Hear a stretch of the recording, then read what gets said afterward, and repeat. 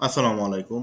আপনারা যারা মোবাইলে অতিরিক্ত রিচার্জ করে ফেলেন, সেক্ষেত্রে আপনি ব্যালেন্স ট্রান্সফার করতে চান। কিন্তু জানেন না কিভাবে ব্যালেন্স ট্রান্সফার করতে হবে। আজকে আমি দেখিয়ে দিব বাংলালিংক, রবি, জিপি যা আছে এয়ারটেল সবগুলো দেখিয়ে দেব যে কিভাবে আপনি ব্যালেন্স ট্রান্সফার করবেন। আমি আমার সিম জিপি থেকে ব্যালেন্স ট্রান্সফারটা দেখিয়ে দিব। আর ভিডিও শেষে সব কোড দিয়ে দিব যে যারা বাংলালিংক চালান, যারা এয়ারটেল চালান, যারা টেলিটক চালান যে তারা কিভাবে ব্যালেন্স ট্রান্সফার করবেন। তো চলুন কথা না বাড়িয়ে আমরা মূল ভিডিওতে চলে যাই।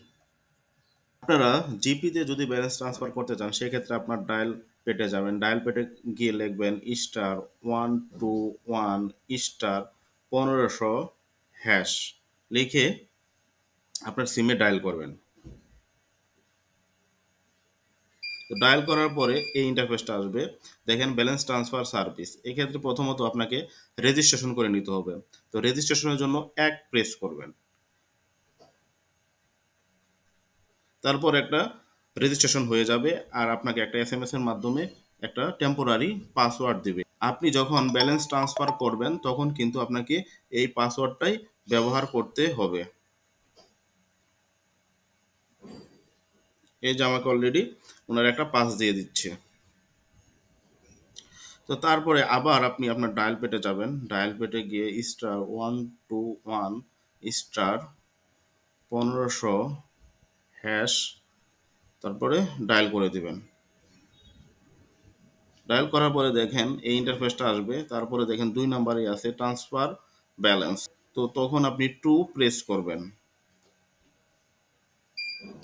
তারপরে এই ইন্টারফেসটা আসবে। এখন আপনি যে নাম্বারে টাকা ট্রান্সফার করতে চান সেই নাম্বারটা এখানে উঠিয়ে দিবেন। আমি আমার নাম্বার উঠিয়ে দিলাম। তারপরে সেন্ড প্রেস করবেন। এখানে ৳১০ থেকে ৳১০০ আপনি ট্রান্সফার করতে পারবেন। আপনি যে টাকা ট্রান্সফার করতে চান সেই টাকা পরিমাণ এখানে লিখে দিবেন। আমি একটা পরিমাণ লিখে দিলাম।